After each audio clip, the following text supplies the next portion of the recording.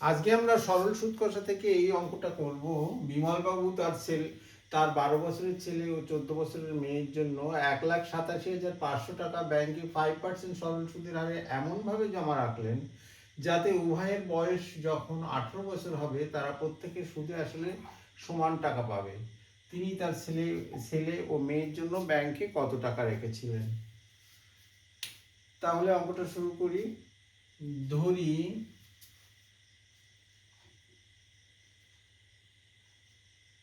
ছেলের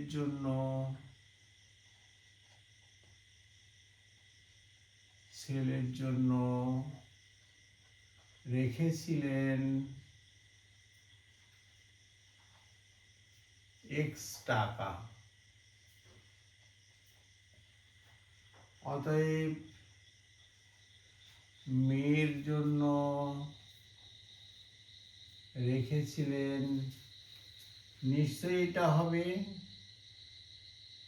1,87,500 minus x টাকা।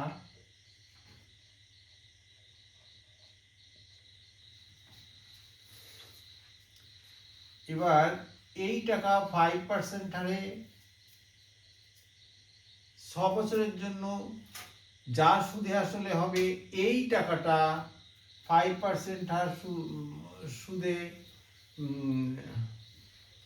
মেয়ের বয়স 14 বছর, তাহলে 4 বছরে সুদে আসলে সেই একই হওয়ার কথা। তাহলে আমরা সেটাই লিখছি, ছেলে 18 বছর বয়সের সময় সুদে আসলে পাবে। কত টাকা পাবে? এক্স টাকা হচ্ছে তার আসল, এর সঙ্গে সুদ পাবে প্লাস এক্স এর 5% ইন্টু ছেলের 12 বছর বয়সের সময় টাকাটা রেখেছেন, তাহলে নিশ্চয়ই ওই টাকা ব্যাংকে 6 বছরের জন্য ইনভেস্টমেন্ট থাকবে, সেই জন্য এই বছরটা গুণ হলো। ক্যালকুলেশন এবার আমাদের করতে হবে, এক্স এর 5% অর্থাৎ 5/100 ইন্টু 6। এবার এটা 5 দিয়ে কাটাকুটি হলে 20 হলো, এটা 2 দিয়ে কাটলে 3/10 সমান সমান x প্লাস 3x/10। এবার যোগ করলে 10x plus 3x equal to 13x/10 টাকা। এটা হলো ছেলের যখন 18 বছর বয়স হলো তার সুদে আসলে সে এই টাকাটা ফেরত পাবে। এবার মেয়ের ক্ষেত্রে আমরা সেটা হিসাব করি।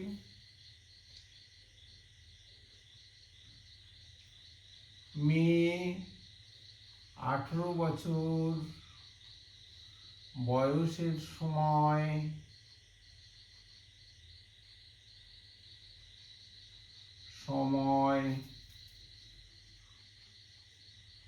সুদে আসলে পাবে। ঠিক একই রকম ভাবে আমরা হিসাব করব। মেয়ের আসল হচ্ছে এটা 1,87,500 মাইনাস এক্স প্লাস, এবার মেয়ের সুদ হিসেব করব, 1,87,500 মাইনাস এক্স এর 5% ইন্টু মেয়ের টাকা 4 বছরের জন্য ইনভেস্টমেন্ট থাকবে, 18 মাইনাস 60 14, 14 বছরের সময় টাকাটা রাখা হয়েছিল, তাহলে 1,00,000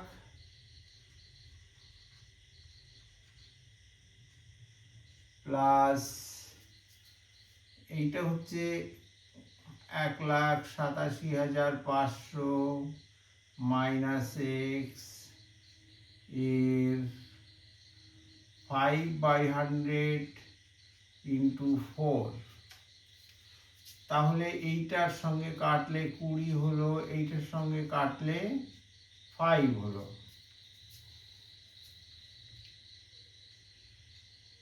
1,87,500 মাইনাস এক্স, এটাকে আমাদের এখানে 1/5 হয়েছে, তাহলে এটাকে 1/5 দিয়ে অর্থাৎ 5 দিয়ে কাটাকুটি করে আমি লিখছি, এইটাকে যদি 5 দিয়ে এখানে কাটাকুটি করি তাহলে 3×5 = 15, 5×7 = 35, 37,500 মাইনাস x/5। এবার পরের অংশটা আমি এখানটায় লিখছি,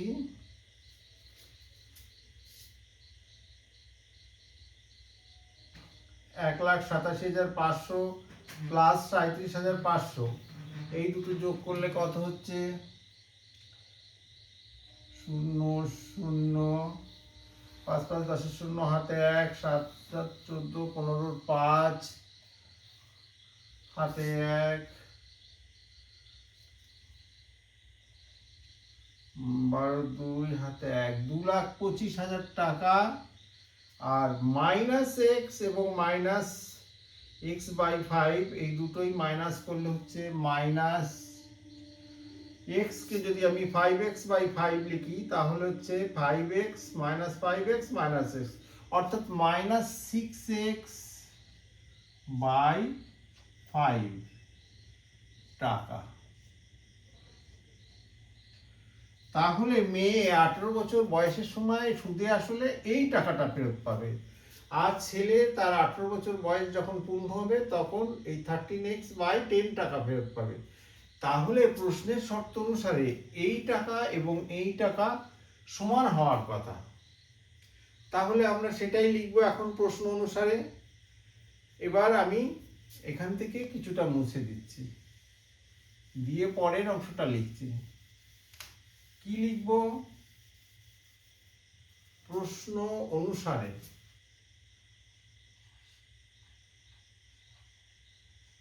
প্রশ্নানুসারে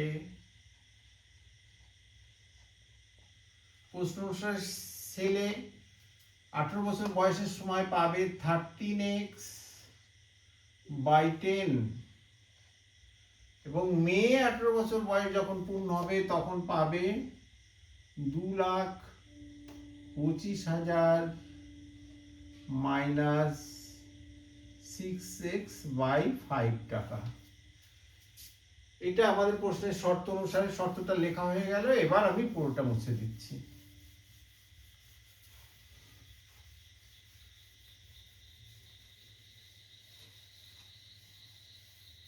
এবার আমাদের এখান থেকে ক্যালকুলেশন করে x এর মান বের করতে হবে। তাহলে এখন সমস্ত x গুলোকে আমি লেফট হ্যান্ড সাইডে নিয়ে আসছি।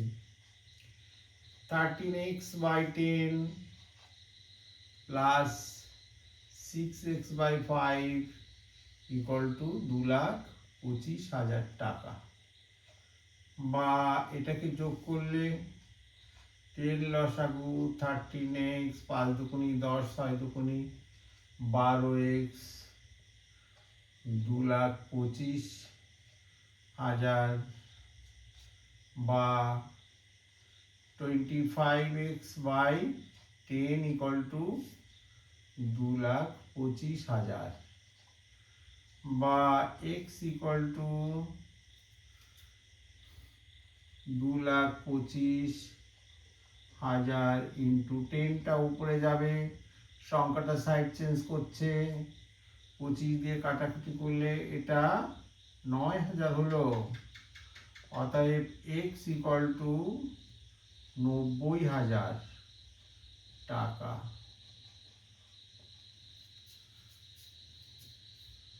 অতএব বিমল কাকু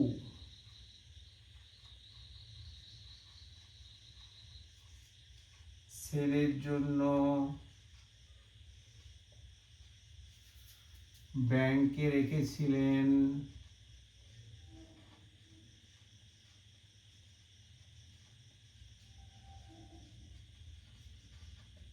90,000 টাকা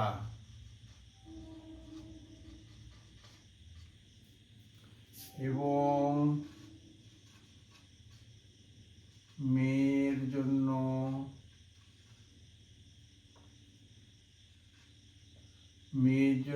ব্যাংকে রেখেছিলেন, এবার টোটাল টাকা থেকে 90,000 মাইনাস হবে 1,87,500 মাইনাস 90,000 ইকুয়াল টু কত হচ্ছে, মাইনাস করলে 97,500 টাকা। এটাই অ্যান্সার স্টুডেন্ট, থ্যাংক ইউ।